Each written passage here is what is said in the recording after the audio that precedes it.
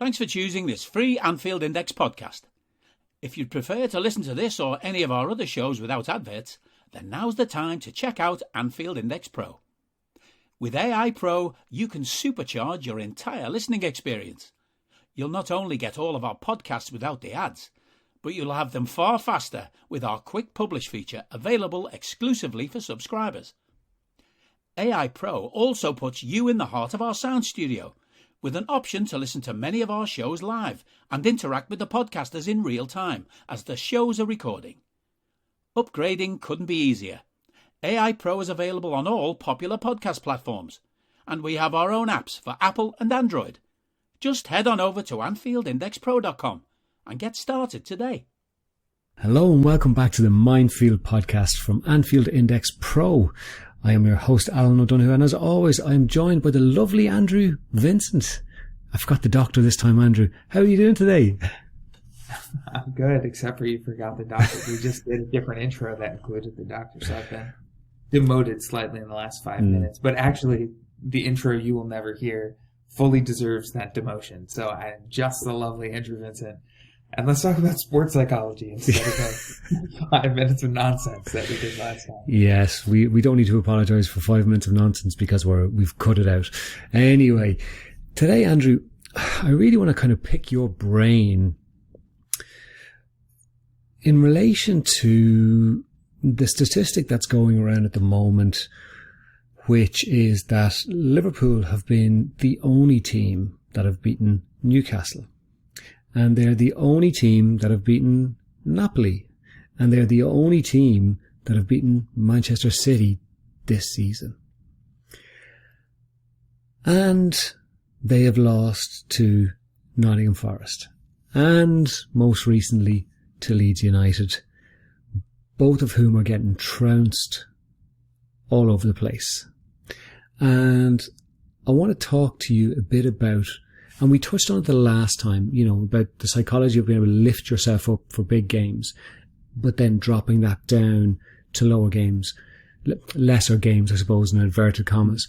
But if we look at the one thing that Liverpool have been exceptional at for the most part over the last 4 to 5 years has been able to be consistent with those at the top and those at the bottom as well. Mm-hmm. And what you think might be going on, but also what are some of the ways that you would help those players to get their own heads around the fact that they can be as effective as they can against the best teams and also still be able to look at themselves and go, well, how are we putting in as a collective the performances that we have been against the lesser teams? Mm-hmm. So I think this is one of those situations where the emphasis on the mental side of the game, there's a big psychological component here, but it's not as quickly as changing a thought process. So, sometimes there's this thought that you can do it against these good teams, why don't you just focus more, or why don't you just be more confident, or why don't you just whatever, and that's going to allow you to do this against these small teams too. That's the notion that's sort of out there, is that this is a simple shift. And I think we talked about this a lot last week, but it misses the bigger context of those two games, which is certain teams, if they're playing at a really high level, are just going to draw that out of you. And it's just not the same in a lower level game. Actually, one way you might be able to see this too is if you think of someone who maybe has played football at a really high level before, and you see them play against a Sunday league, right? And they're just kind of strolling around. They're misplacing some passes, and they do some really good things, but also they don't necessarily look that good. But then maybe you see that person all of a sudden there's some other players who show up. Maybe this game after yours that's a couple levels up, and it's a little bit more fast paced, and all of a sudden that same person looks like a different player in that game. They're just, all of those things click in, and it's that the context is sort of reminding the speed of that game, the intensity of that game. There's a whole feeling that goes with that, that's drawing that out of that person, that the other players in the slower, less intense game just can't bring that out of that person. There's learning involved. And so that's one of those things. Like, those big teams are pulling that from us in a way where, like, we have to figure out how to find it ourselves against smaller teams. And so, yeah, like, that's possible. It's not as quick as just like, hey, you have to focus more, you have to be more confident, or you have to remember that you're the big fish in the small pond or whatever. It's really about understanding what you have to do and understanding your challenge and where to exploit teams. And that's where we've fallen off, is like, we don't know how to beat those teams because they're not drawing our best out of us, and we're missing a piece of the puzzle upstairs right now. And do you think that is down to tactical shifts? Do you think it's down to fatigue, hangover fatigue? Like, surely these players aren't wrecked, as in that's their careers are done because they've been run to the ground. Like, surely that's, like, physiologically that's not the case. And I know you might not be able to answer that in relation to the physicality of it, but from a mental perspective as well, I suppose the big challenge for me has been we have not become a team of world-class players who are no longer world-class players overnight. I think, as always, there's multiple factors in this, right? So all of the above, the tactical formation matters, the aging nature of the squad matters, the fact that there's a bunch of injuries matters, the fact that there's a bunch of new players matters. I'm less inclined to be super focused on, like, this hangover from last season and how intense that season was. Like, yeah, it was intense and a short break in terms of starting, but, like, I don't think that's the thing that's going on. So if I was going to take those one at a time, I think probably I would start with, because everyone's talking about, like, some of these aging players. And, like, clearly, so I didn't watch the Napoli game. I didn't see it. But, like, from what you told me before the pod, Fabinho looked like himself. Virgil looked like himself. Some of these guys are people like, or they passed it a little bit. All of a sudden, they kicked it into gear and they looked like themselves. Robbo in Leeds, I thought, looked really good, actually. So it's like all of these players still have it in them. But I think it's about how frequently they're being asked to do it, the intensity they're being asked to do it, and, like, there's no next wave. And I think people look at, okay, the issue right now is, like, we didn't recruit players this summer, and that left us with big gaps. But, like, I actually think the recruiting issue goes back a few years, and it's not even who we didn't buy. It's that the people who we did buy, who should be pushing those older players right now for a spot, are injured or have been injured or never developed. And so I think, like, there's a version of this team right now where you have Gomez and Keita and Jota and I'm trying to think who else. Probably Curtis Jones. Like, I know people would be 50-50 about that, but, like, there's a Oxlade-Chamberlain, where you have those players who are right around prime age. I guess Ox is a little older than them, but they're kind of in that prime age gap, and they're pushing some of those players out. They're forcing Milner onto the sidelines. They're forcing Henderson onto the sidelines. They're taking Fabinho's spot in some games. Like, Gomez is pushing Matip out of a spot. And so I think that's, in that age bracket piece of things, it's that naturally there should be an evolution of the squad where the next group coming behind pushes out the previous group. And I think it is hard. I think we see it really clearly with James Milner. He can come up with really big performances in situations where he has to, but he's not going to be able to do that for 50 games a season. And I don't know if that's true for Fabinho anymore, but it kind of looks true for Fabinho. I don't think that's true with Virgil at all.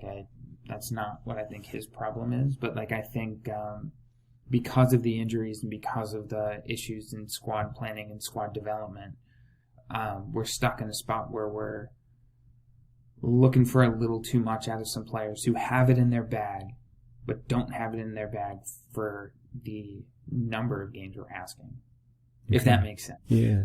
It's different from the psychological part, but... shoe. Yeah, but do you think then that that presents a challenge then to both those players and those younger players who are not pushing? Because, like, in reality, you know, the other teams around us are all experiencing the same level of fatigue. Okay, they may not have played the same amount of games as we have, but, you know, Man City got to the Champions League semi-finals last year. You know, they got to semi-finals of the FA Cup, I think, or the League Cup. You know, so they weren't that far behind us. And I know they probably have a bigger squad, but the Newcastle have not bought better players than Liverpool have, even in reserve. Like, they're just not a better squad. Arsenal's team is not a better 1 to 11 than ours. So, I suppose the question is, like, what is going wrong? And I know it's multifaceted, and I've no doubt that the team are asking themselves. But before we went live, you did mention about how Klopp talked about changing from the 4-3-3 and why he changed in the 4-3-3. And I'm curious, well, maybe for those listeners who maybe haven't heard that, if you could synopsize it, but also give your view on it and what you think that has done and how that has impacted on the performance levels this year. Yeah, so there was it was either pre-Leeds or pre-Ajax, I think. And he had kind of a passing comment that from a psychological side was super interesting. And like someone had asked him about the tactical shifts.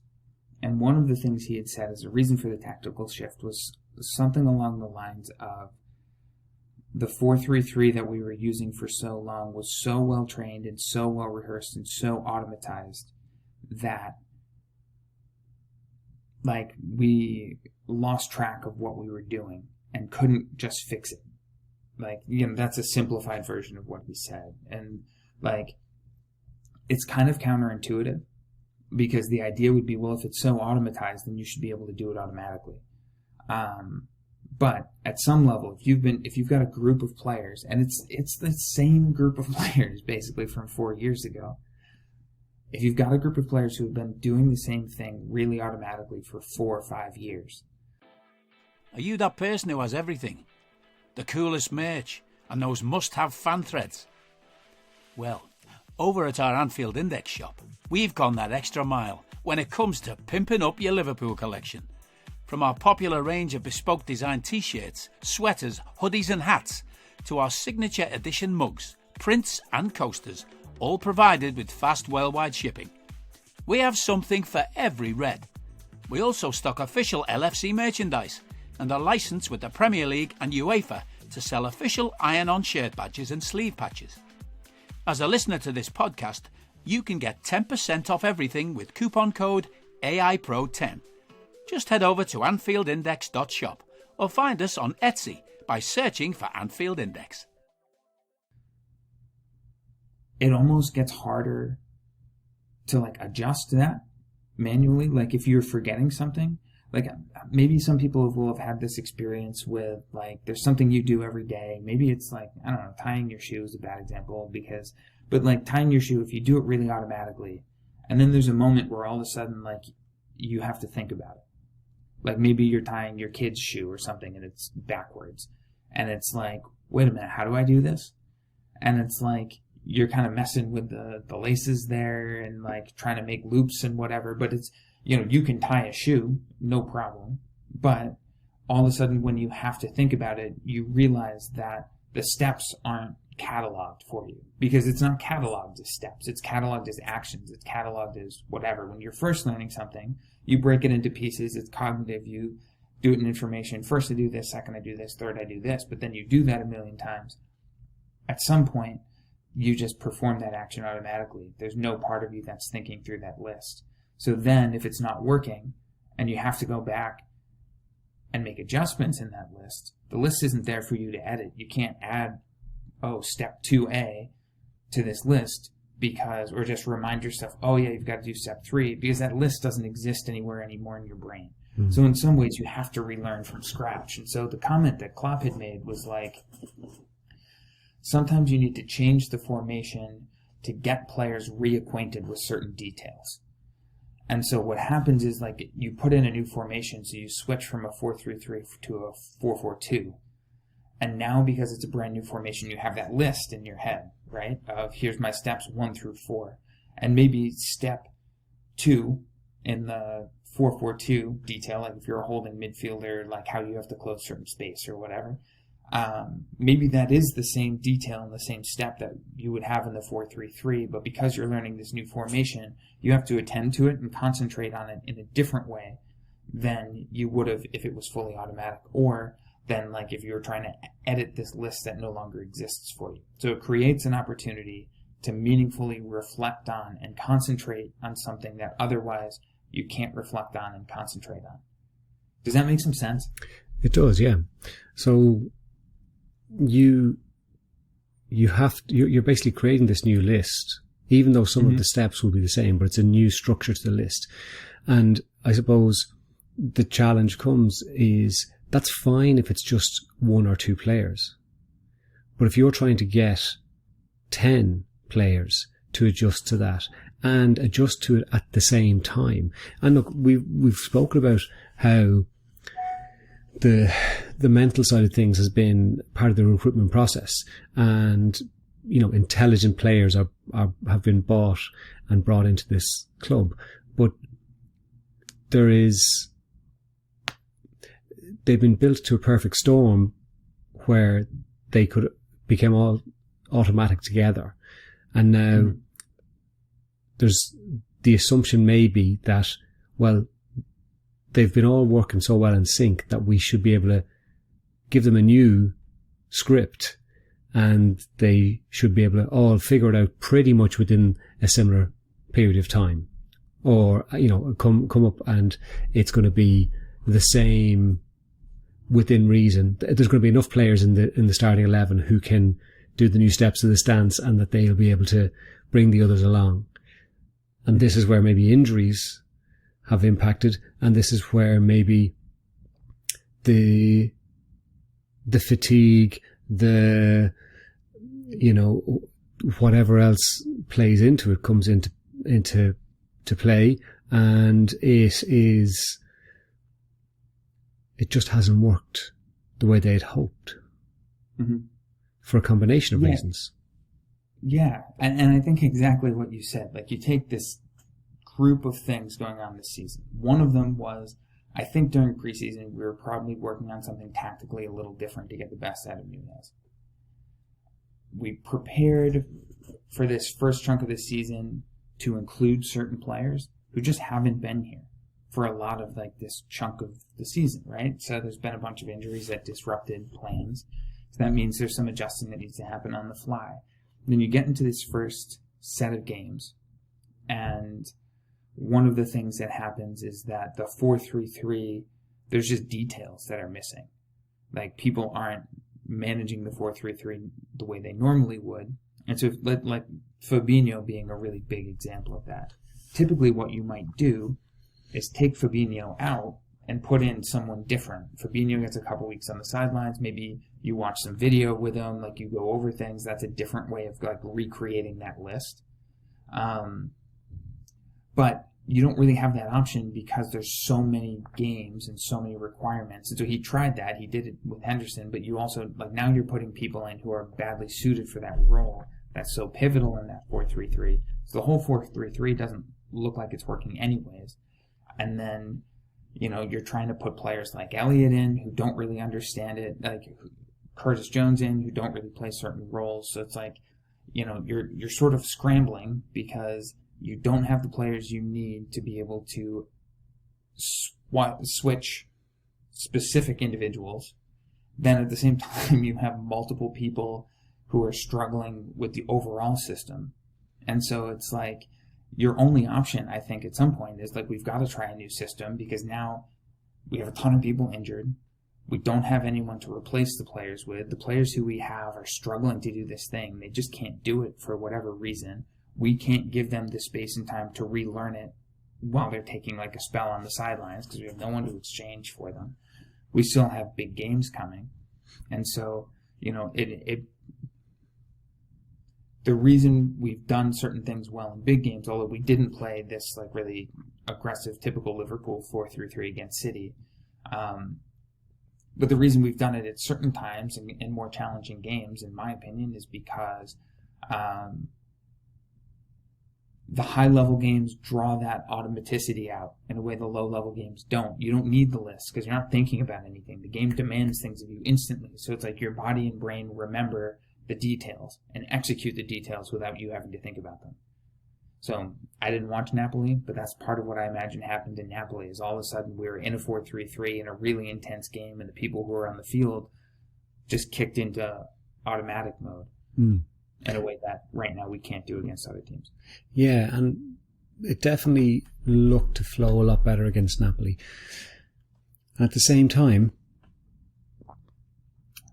we probably could have conceded first. Mm-hmm. And that, to me, appears to be a massive trigger for our team at the moment to fall into a, oh shit, here we go again mentality. And again, I'm always slow to blanket mentality, conversations, and I'm finding words hard today, Andrea. But, I think there is that oh shit moment when we go behind. Mm-hmm. It happened with Leeds, and yeah, we got back, but they didn't look like they were confident that we're going to go on and win this. And the fact that we were outran by like a full player's worth of running. And against Notts Forest, we conceded that goal. And I thought we looked relatively comfortable in both of those games before we conceded. Although, okay, Leeds was quite early, wasn't it? But, I think there's a fear there of going behind. And we could have gone behind last night. We could have gone behind again, or on Tuesday, we could have gone behind against Ajax very easily in both matches.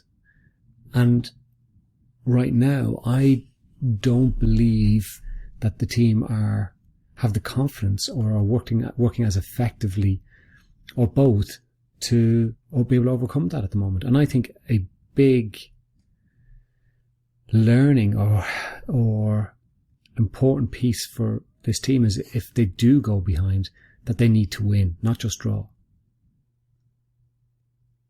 Yeah, I think one way of thinking about this, because we've had this kind of crazy yo-yo season where it feels like a terrible loss, then we're back on track, then a terrible loss, then here's the tipping point, then a terrible loss, and it's like, you've got these like two different versions of this Liverpool, and I think you're right when you talk about conceding that first goal. So I could imagine a lot of fans actually have this experience too. So I'm going to I talk about identity all the time, but there's an important question of who are we? And that plays such an important role in mentality and how you focus and how you execute and how you play and how you perform. Understanding who you are and what your strengths are gives you all the information about what you're doing. What you're doing is all the information that you need to focus on, right? I know I talk about identity all the time, but it's everything. So, from a fan perspective, I've done this before, and you can let me know if you have too. You look at the lineup before the game, and what you see is the same old crew, but maybe the same old crew plus whatever. So it's like a lineup where you're like, you know what, I like the look of this lineup, and I can imagine all of these players playing well, and we're going to be at it today, right?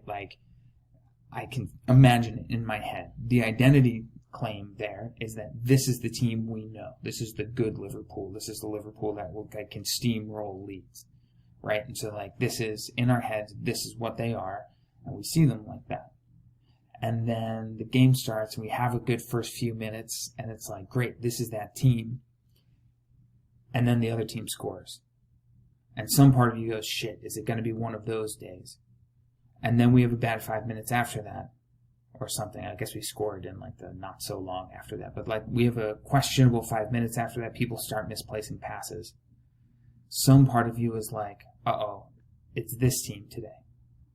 And think about how that changes the way you see each of those players. Think about the way that changes the way you notice mistakes versus look past mistakes. Like think about the way that changes your entire evaluation and assessment of what's going on. It's like an entirely different lens. And it happens for us maybe when it's that goal or after a few passes. But I think for many people who are watching, like they can identify that moment where they're like, oh God, it's not that good team. Like it's this shit team. And like it radically changes the watching experience and expectations around the watching experience. And so I think you're right. Yes, like that happens to players too. Yeah, that's what I was going to ask to expand on that. Like talk about the players. And because if we look at it, we've conceded so early in most of those matches. So there is a ton of time left in the match to come back. Yeah. Well, and I think you're looking at a team that like is struggling with identity right now for a lot of reasons, right? But struggling with identity, and part of it is that like they're so used to being that team that they were for 4 years.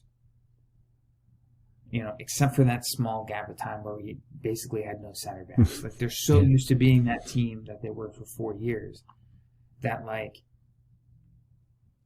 if something happens and it's like, oh shit, are we going to be this other team today? Like, what is this? Why can't we get back to where we were? Why can't we just be who we were? Like, I'm sure it does create a little bit of panic of like, uh-oh, what's going to happen here? You know, which group are we?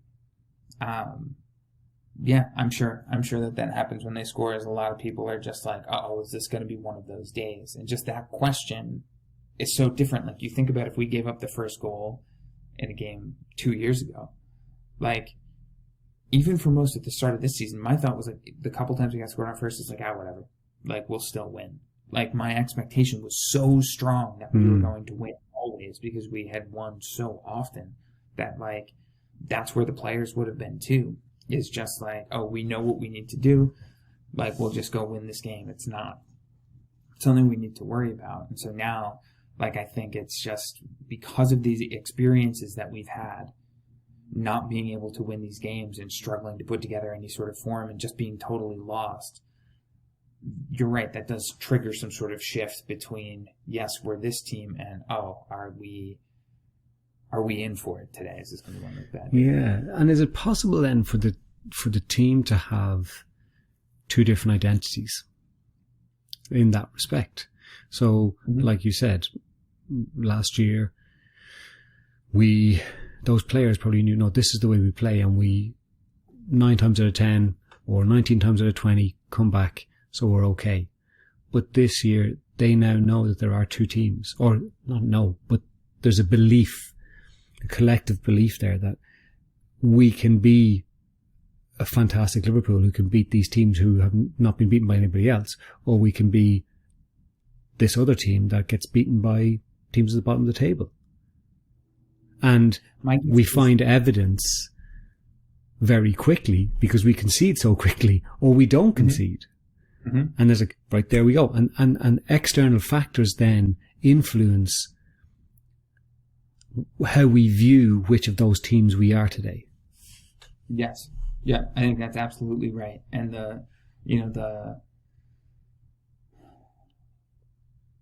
whether or not, like, the second narrative, or the second identity probably isn't like a collective spoken identity where like the group is like, oh, are we going to be good or are we going to be shit? And like this second one is like who we can be too. Like, my guess is like the second one is sort of this unspoken thing that everyone knows about, that is talked about as an inconsistency. The group is probably saying, well, we're still this good team. But yeah, exactly. In the back of everyone's head, it's like, but we also can be this bad team. And then evidence and external factors like play a big role in getting us in a certain mindset of being like, uh-oh, are we this bad team? And like, I think probably the way it would be experienced would be, you know, a relatable experience for people would be like, we all have different relationships with ourselves, right? Like usually like there's some days where it's like, oh, like I feel good about blank, or some days it's like, oh, like, you know, I feel terrible about this, or like, you know, I know I'm capable of this, but I know I'm also capable of like not doing this well. And so it's like on a day where it's sort of a bad day, we just feel different. The way we interact with ourselves is different. What we expect from ourselves is different, you know, and then other days it's like, oh, like I'm super confident, or I trust in this thing 100%. And, you know, it's similar with the evidence gathering. It's, you never know what that one piece of information that's going to flip the switch one way or another is.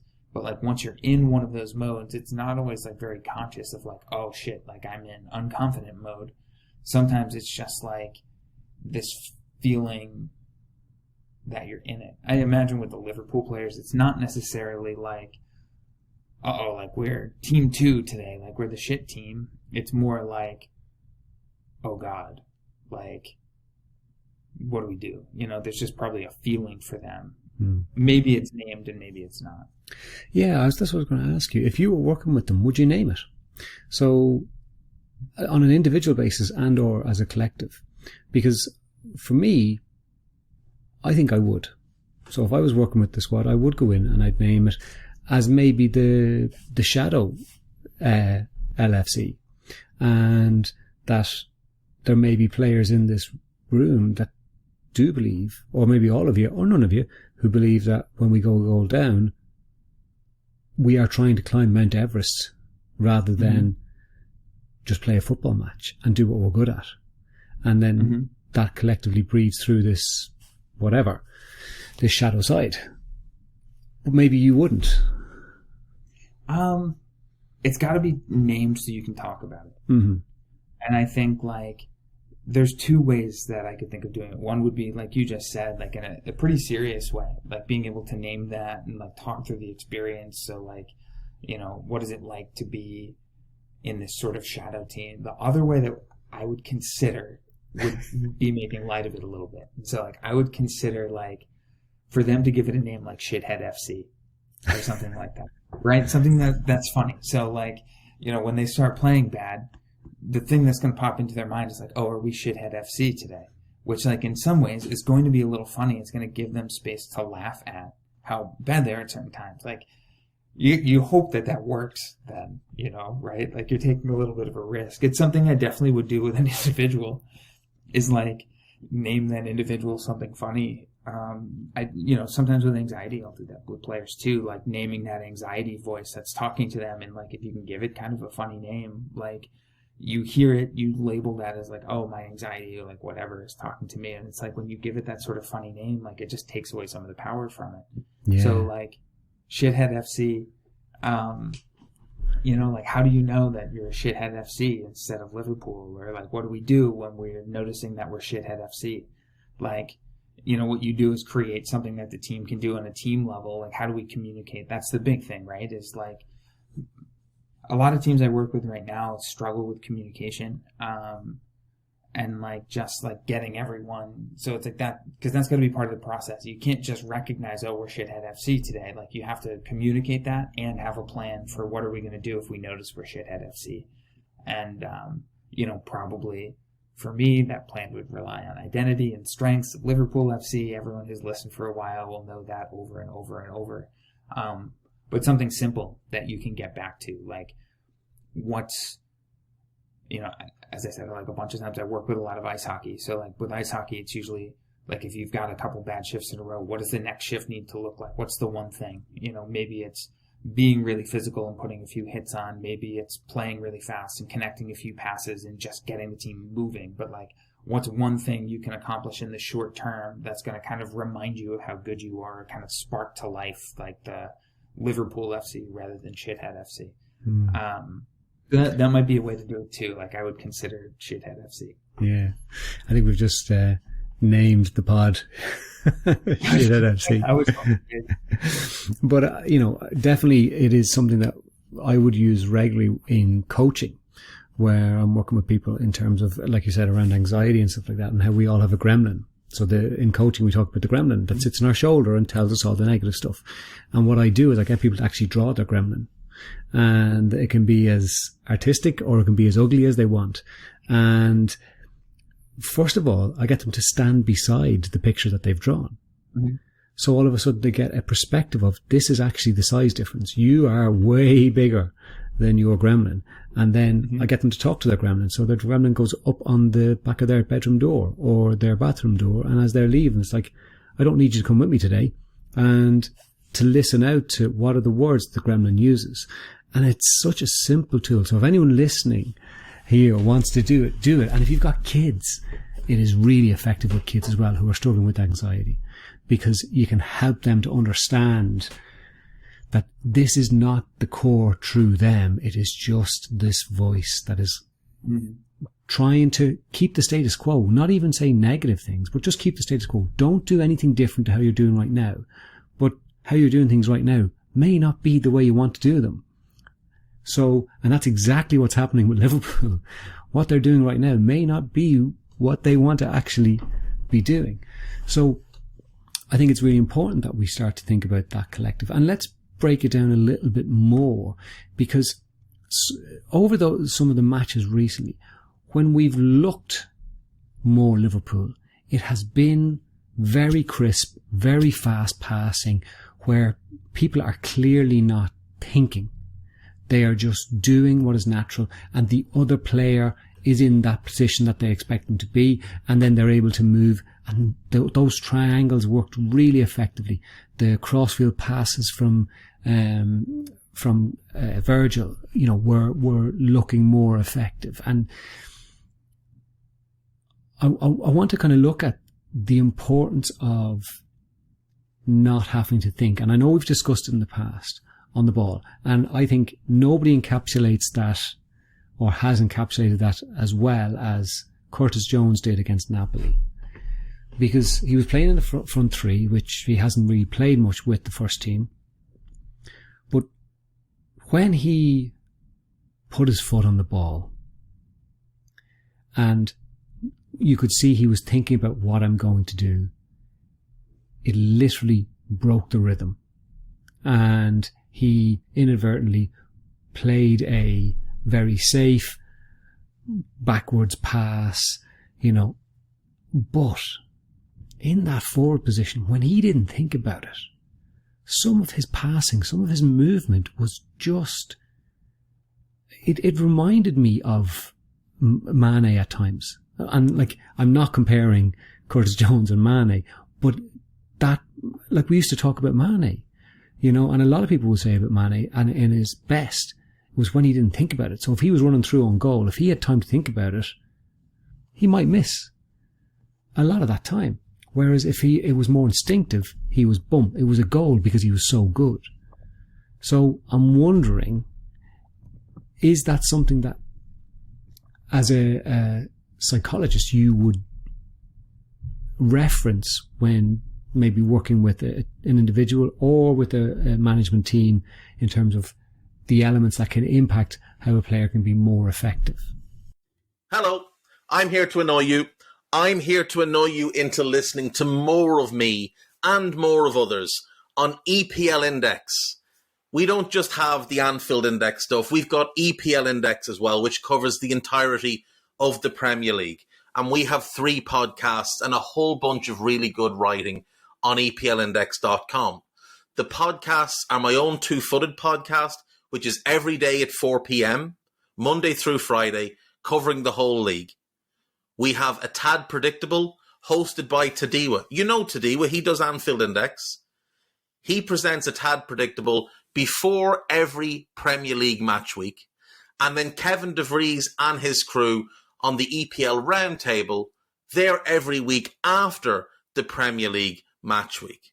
So make sure you listen to everything we're doing on EPL Index and follow us there on Twitter at EPL Index. Thank you. Bye-bye.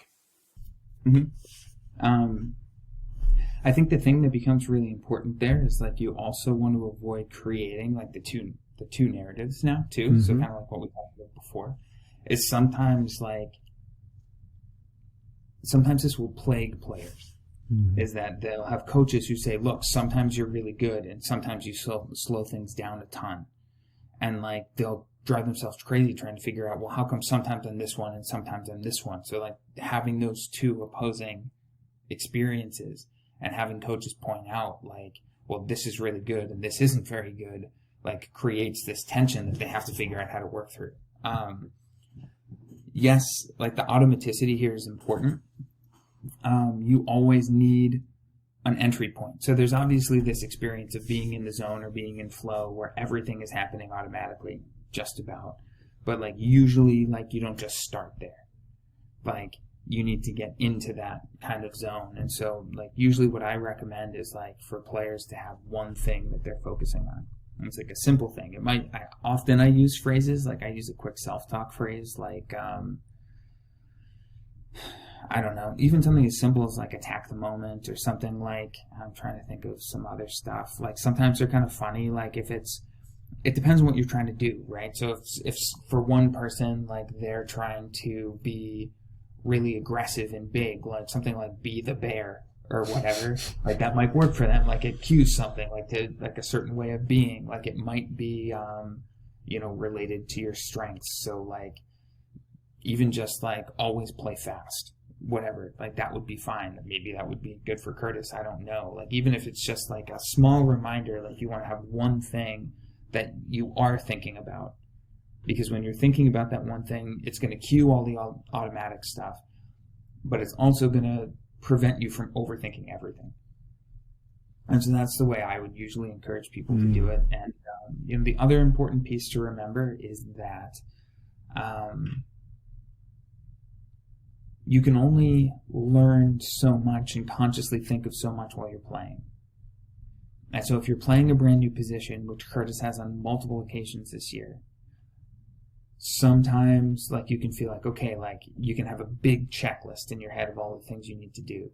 But most of those things, to learn at a high level, it's just going to take you time.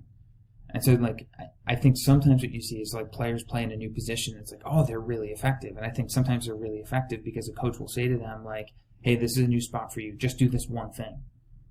Whereas sometimes, if you have a more complicated position, the coach will be like, okay, like, you got to be thinking about this, this, this, and this, and then you can see that they're sort of struggling with that position a little bit.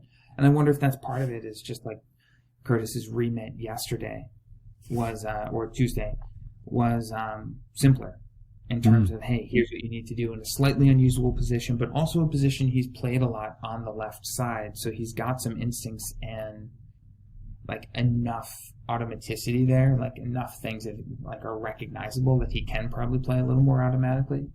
So yeah, that's how I would usually encourage individuals to work on it, is find your one thing. And I think then from a team perspective, it's about, putting these one things together as a manager, creating a context and a system that allows everyone to kind of focus on their one thing, so that most of what's going on is automatic, but, then there's the one piece that they can turn to when they get thinking.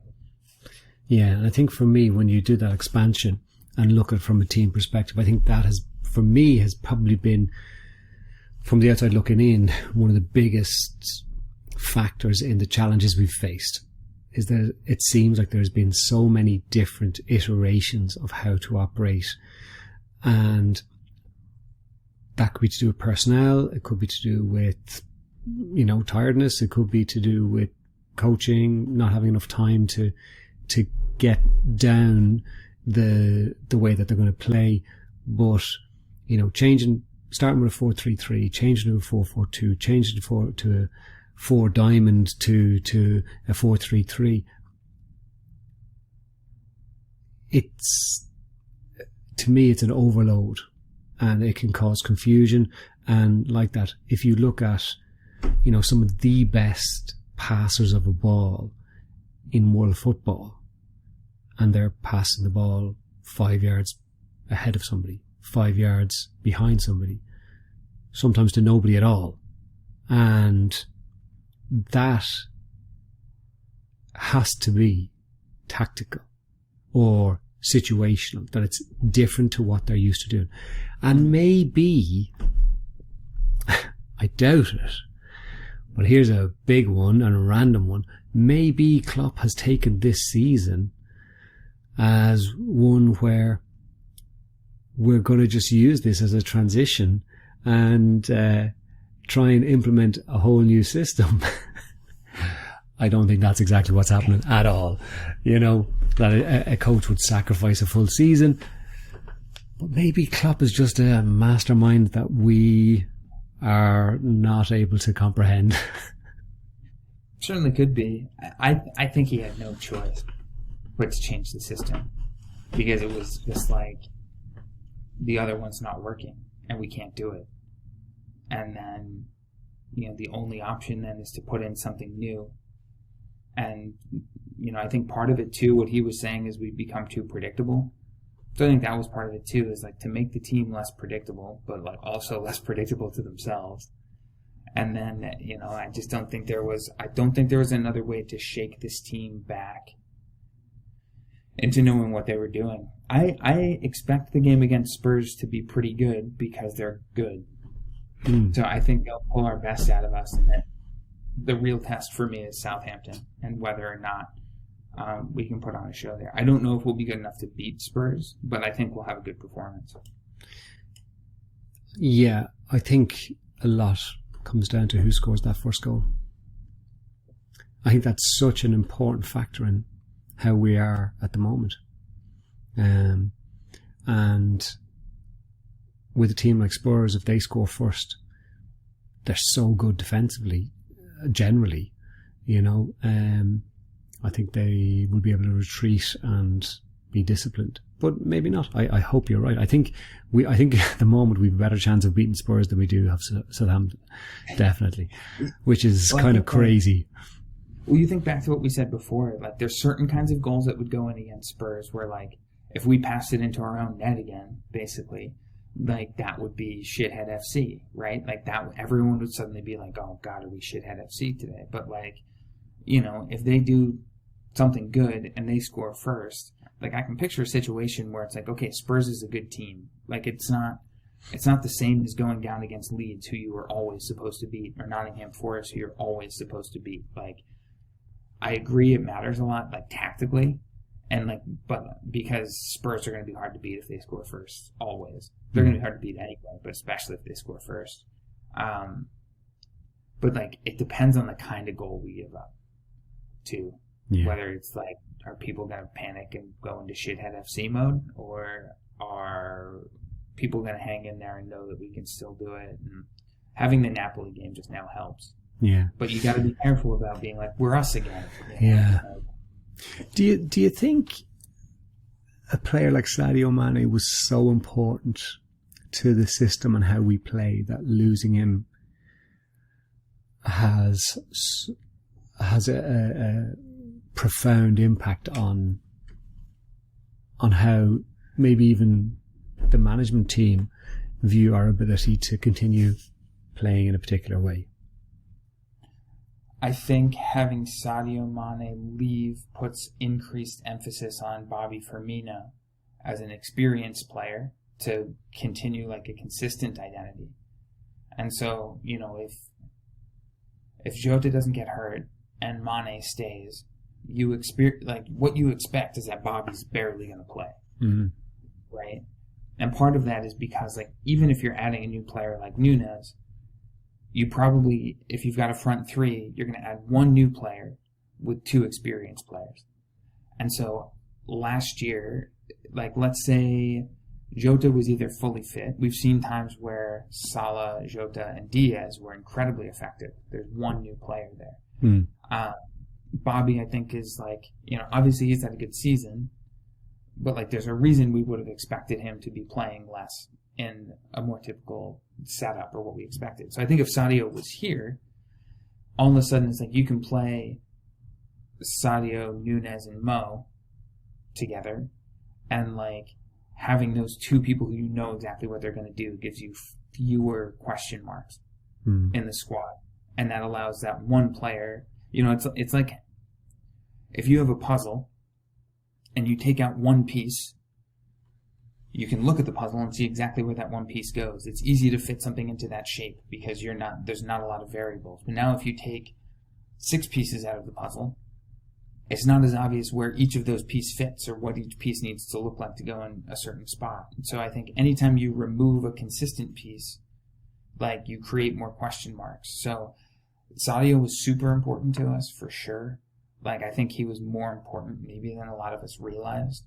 I think he's a high-level player who would have brought a level of familiarity that would allow new pieces to adapt better. But then I think ultimately, like, the real issue though is just that midfield. Like, it wasn't meant to be like this. Like, I think there was an expectation that, Fabinho, Thiago, and Naby maybe could be a really good midfield three, but there's just no depth to that. And so one piece of that goes, Thiago can't play all the time, and then Fabinho's having a tough season, and now all of a sudden it's like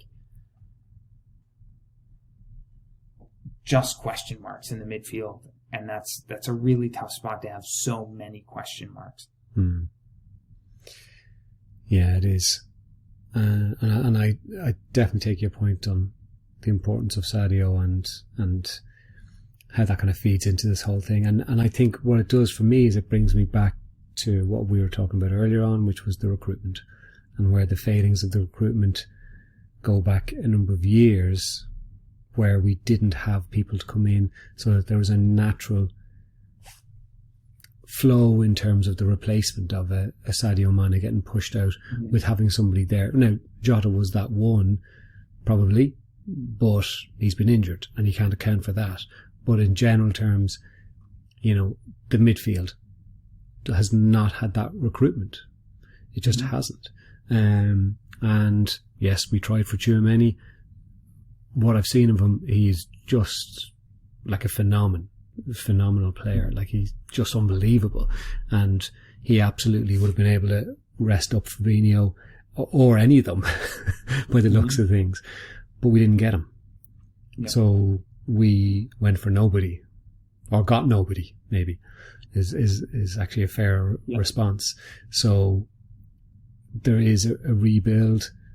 The talk of Jude didn't go through either, so I think it's just going to be one of those tough seasons, but I do think we'll be better in the second half. Yeah, and I think it's one of those things too where it's like, I think we had a podcast 2 years ago when we didn't sign anybody.